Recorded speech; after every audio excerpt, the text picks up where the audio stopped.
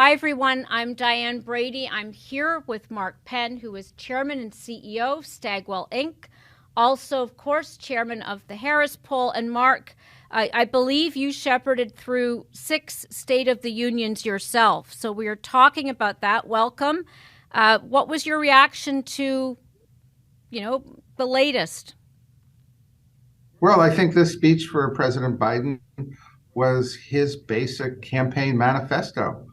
He was kind of speaking, I think, mostly to moderate Democrats. He didn't throw a lot of out there for the squad. On the other hand, he tried to talk a little bipartisanship, and he particularly pitched to seniors, doing a lot on prescription drugs and Medicare and Social Security. So it definitely was a campaign speech. It definitely was a reach out mostly to moderate Democrats. It would have left most independents and Republicans, fairly cold at the end of the day. How would you rank it? I mean, I don't know if you give it a letter grade but give me some sense if you step back. Sounds a bit meh. Well, you know what? Look, I'd give it a B. I think expectations for President Biden in terms of getting through a speech are so low. People think he's so old, wonder whether he can do the job. That, the vigorous energy I think that he showed at times was probably helpful to him. I don't think there was any lasting rhetoric. The era of big government is over. I don't think there was anything there in terms of earth-shaking proposals. We've heard the billionaires tax, and we've heard that corporations and big pharma don't pay their fair share over and over. There was nothing in terms of a unique proposal. It was just a lot of, hey, let's raise teacher salary, let's give students more tuition money, let's give everybody more. So it was a little bit of a chicken in the pot kind of State of the Union, and a chicken in every pot kind of State of the Union, and consequently, I'd give it a B. I don't think it's going to be one of those most remembered State of the Union.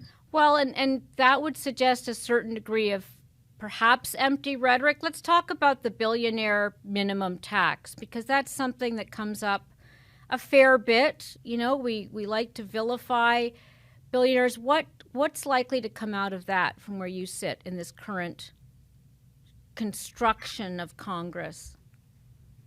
Well, first, the president has a spending perception problem, depending upon whether you think it's real or not. Most people think that the previous Democratic bills kicked off the inflation and that the Biden administration is to blame for it. That's why his ratings are in the low 40s. And so he wants to come out and kind of strike back and say, look, we're going to raise taxes. That's how we're going to close the deficit. We're going to kind of stop corporations from getting away from paying no tax with a minimum tax. And of course, we're going to go after billionaires with a billionaire's tax. Now, he knows that with a Republican House, no new taxes are going anywhere. So he can rest his laurels on any old taxes that he got passed through, but this was purely campaign rhetoric. I'm always curious, you mentioned this at the start, who exactly you're trying to reach. We've got an extremely polarized Congress, polarized country. You mentioned he's talking to moderate, Democrats. Is there any other sort of, we saw a lot of heckling. Is that just sort of what's now going to be the norm in Congress, or was there anything unexpected in terms of the reaction that you saw to, the State of the Union, either outside of Congress or in the actual halls? No, I mean, I think, usually States of the Union get lots of applause, and they always have an interesting pattern of applause. Everybody applauded the Tyre Nichols family and unified around, the need to deal with what happened to their child. So there are certain moments where everybody comes together, certain moments where people are kind of aghast. I think when he tried to pin, Social Security and Medicare cuts to the Republicans on the basis of some member, I think he got a reaction that he then had to fold on. I mean, this is nothing compared to like the British Parliament, but I do think most interesting is always who applauds, who doesn't. Remember, it was Nancy Pelosi who tore up Trump's State of the Union. You saw the new speaker basically sit there very quietly, rarely really breaking a smile, but certainly applauding when appropriate. And that actually indicated overall a kind of calmer State of the Union. For me, my biggest personal State of the Union moment was in 1998 after Monica Lewinsky broke. And we didn't know if, when we went into that room, whether people in Congress were going to leave, throw shoes at us, or applaud. And they applauded, and that was kind of as though it was a normal State of the Union. And that was a major signal that we were possibly going to survive that state of, the Monica. So, yesterday there wasn't that kind of high drama. I think I really think that I saw Biden as what I call the angry optimist. He kind of got very strident and angry, and nobody really understands what he was talking about when he said that no world leader would want to substitute himself for the Chinese world leader, name one. And I don't know what that was about. And other times he was saying there was hope, there was togetherness, America could get through anything. So this angry optimism was kind of a unique mix that ran through that speech. Does it fit the zeitgeist of the times? I mean, let's be sort of cognizant of the environment in which we're in right now, the state of the economy. You've got Harris Poll. I mean, give me some sense as to what the American people needed to hear. Did they hear it? Yeah, I mean, look, close to 2/3 of the people think the country's going in the wrong direction. 2/3 think that the economy is going in the wrong direction.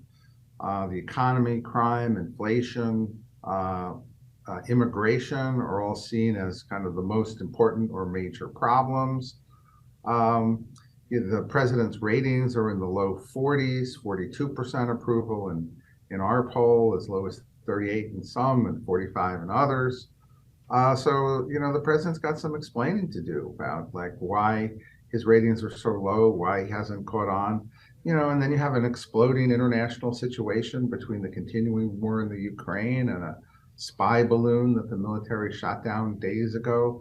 He didn't really address foreign policy in any substantive way, even though he had an opportunity to, because it was on more people's minds than usual. So part of the anomaly of the speech is that he didn't really connect on the major problems that people were thinking about. He went ahead and ran through kind of a Democratic agenda, spoke to moderate Democrats, wanted to hold them together for the primaries that are coming up, show that he was kind of a reasonable leader, wasn't too far to the left, wasn't going to give in to the right, and get 45 million people to see him that way. I think that was the goal, and I think they mostly achieved those goals. So you mentioned, the opportunity to talk more about America and the world, foreign policy. Was there anything else that was missing, especially since if you were advising the president, having advised previous presidents on both sides of the House, what would you have advised him to do that perhaps is a missed opportunity besides what you just mentioned? Well, I always used to get accused by Sandy Berger of taking too much foreign policy out of the speech. But in this case, I think there was an opportunity to discuss some of these issues. And look, did he mention Iran? Did he mention Israel? Did he mention the Mideast at all? No. He did a drive-by on China. He did a drive-by on the Ukraine, and he left out the most important and most tense area. And he did so for an obvious political reason. He didn't want to mention Israel and have maybe the Squad protest or object to his support for Israel. So he simply didn't mention it. It's very important to track what gets left in and what gets taken out. And that was an obvious omission that I think people will realize today.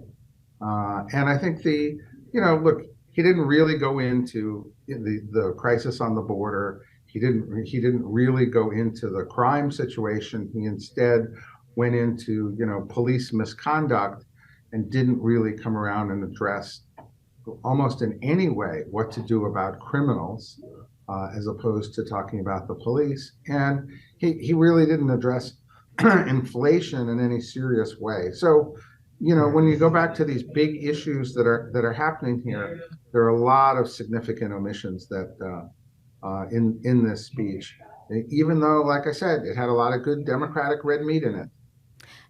Anything else you would think about with regard to, I want to get back to whether it's the tax situation or just addressing the polarization that we have right now. I know we mentioned the billionaire minimum tax. I mean, in essence, where is the opportunity for him to gain?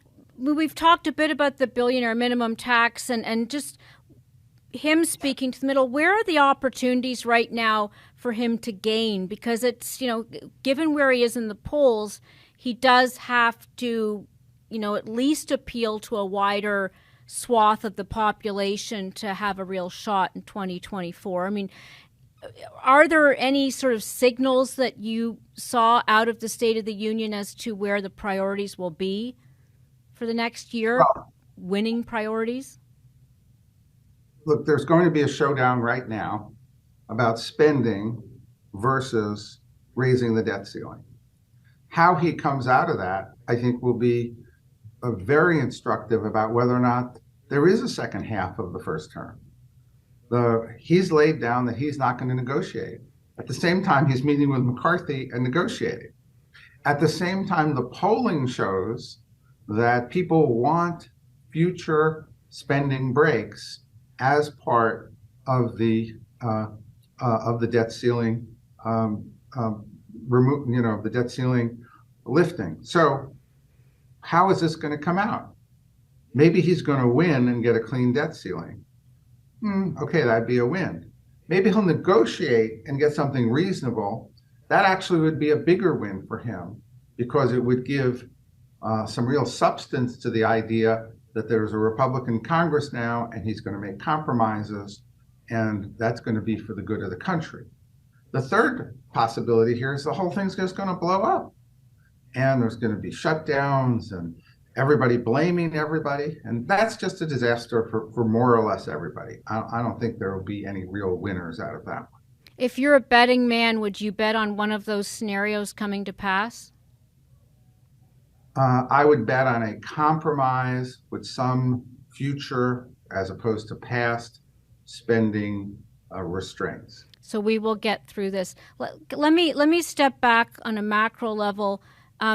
State of the Union addresses in general, are they as valuable now as they used to be? Have they always served the same purpose? I mean, let's just put this in perspective because it's a moment in time that I think a lot of people have come to see as an exercise in rhetoric. Well, no, they're incredibly important. They are the Super Bowl of politics. They are one of the few opportunities that a president has to talk unfiltered to tens of millions of people. This president doesn't really talk much filtered. He was better off script sometimes than he was on, don't you think? It depends, Chuck Schumer is no longer the minority leader. He tends to make mistakes when he go off script. But sometimes sometimes he can, connect a little bit better when he's telling a story about his family. But in general, his team does not want him to go off script because that's where the mistakes will typically occur and where the foreign policy brouhahas will also occur. I think, though, that if you look at this, are states of the union important? In certain years, they are. What did he have to achieve? He had to show that he could be president again. He could run for a second term. He'd be effective with a Republican Congress. He had some future-oriented proposals, so there was a reason to keep him in office for the future. He had a justification. I need to finish the job. He tried to explain to people that he'd done a lot and that he wanted to keep going, and he wanted to get teachers a pay raise and students more tuition and parents more leave and all of these other things that he was just chomping at the bit to do. So I think it's from his political perspective, it was very important. And will it meet the test? Well, he's going to have to face some investigations here. And will those investigations reveal ties to his son's business or not? Will that cloud everything up? But from a purely political view, he did himself a lot of good.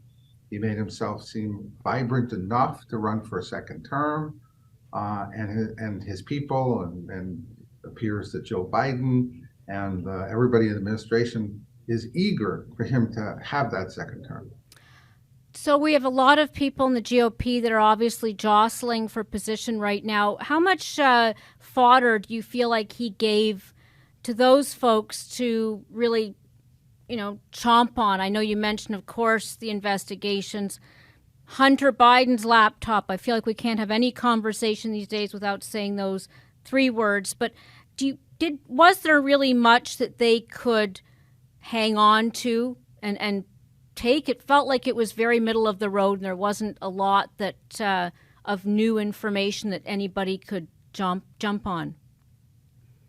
No, I think that mostly Republicans will jump on, did he really address inflation? Did he say that he was really going to do something about the border? What did you hear about crime? This president has been telling you stories of, we're going to work together. When you see that he doesn't work together, they're just going to harp on the basics. He didn't really throw out any big ideas. He didn't really throw any olive branches that would require the Republicans to do something. It was nothing. I think that kind of gave the Republicans something really new. Other than it's tough to say that he couldn't get up there and give a speech. Now, when it comes to the Hunter Biden laptop, Hunter Biden's lawyer sort of did this bizarre threat to everybody disseminating it, that in order for you to threaten them would mean that you finally acknowledge that it's real, and so everybody in the know knows it's real. But 53% of Democrats still think that it is a Russian disinformation campaign. But look, there's going to be a serious investigation, and the president is most likely going to have to answer some questions here. And if he gets through that, he seems reasonably well positioned to try to get into a second term, even though most, even Democratic voters, don't want him to, feel a considerable amount of unease with his age in terms of running for a second term. They rate even lower Vice President Harris. There's a lot between here and that nomination, to occur that the president's going to have to overcome. However, he is a lot better positioned now than people thought he would be 3 or 4 months ago.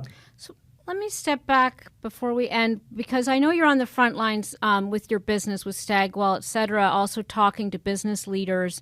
What is if you had to capture the zeitgeist right now as to how they are feeling? You're seeing spending, you're seeing, outside of what we've heard in politics, what do you see as the state of the economy and the priorities from the people that you're talking to and how they're planning right now? We see a level of cautious optimism. On the one hand, some clients will hold back, not want to launch a new program, wait a couple of months. On the other hand, new business flows of RFPs seem quite normal, even accelerated. So having been through recessions, 2009, pandemics, we're just not seeing anything like that. I think that people have predicted a recession is coming. They're wary about it. The tech companies have cut back a lot of high-priced employees that they were almost looking for an excuse to axe and use things on Wall Street. But the overall mood, cautiously optimistic is the way I phrase it. People are not running into their foxholes yet. They're not, on the other hand, declaring this is over either. They're somewhere in between. And that probably sets up about the best possible condition for a soft landing. Great. Thanks for joining us, Mark. Thank you.